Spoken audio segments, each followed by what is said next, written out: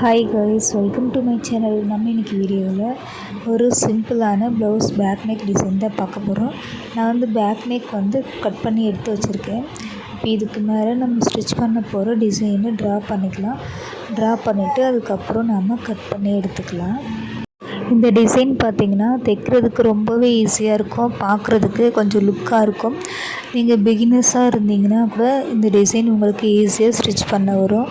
இப்போ நம்ம main cloth and lining ரெண்டையும் வந்து அட்டாச் பண்ணிக்கலாம். நீங்கள் வந்து இந்த மாதிரி அட்டாச் பண்ணும்போது பிகினர்ஸாக இருந்தீங்கன்னா கிளாத் வந்து கொஞ்சம் நகர்ந்துடும். ஸோ நீங்கள் அங்கங்கே பின் பண்ணிவிட்டு கிளாத்தை ஸ்டெடியாக வச்சுட்டு ஸ்டிச் பண்ணிக்கலாம். இப்போ நாம் ஸ்டிச் பண்ணிவிட்டு எக்ஸஸாக இருக்கிற கிளாத்லாம் கட் பண்ணிவிட்டு லைனிங்கை திருப்பி அட்டாச் பண்ணிக்கலாம். இது ரொம்பவே ஈஸியான ஒரு மெத்தடு. இந்த மாதிரி ஸ்டிச் பண்ணி பாருங்கள். நீங்கள் பிகினர்ஸாக இருந்தீங்கன்னா இந்த மாதிரி ஸ்டிச் பண்ணி கொடுங்க. பட்ஜெட் ஃப்ரெண்ட்லியாகவும் இருக்கும்.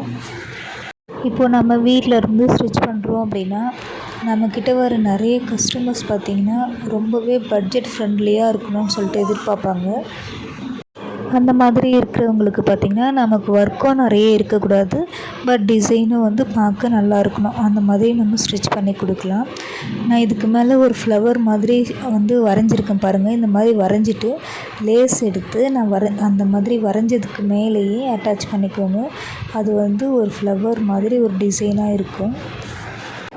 இந்த மாதிரி ஃப்ளவர் ஷேப்பில் நம்ம வந்து லேஸ் வச்சு ஸ்டிச் பண்ணி முடிச்சுட்டு அந்த ஃப்ளவருக்கு நடுவில் சின்ன ஒரு ஸ்டோன் ஒர்க் மட்டும் கொடுத்துட்டா நம்மளோட டிசைன் கம்ப்ளீட் ஆகிடும். இதுதான் அந்த ப்ளவுஸோடைய ஃபைனல் லுக். எப்படி இருக்குன்னு மறக்காமல் கமெண்ட் பண்ணுங்கள். தேங்க்யூ ஃபார் வாட்சிங்.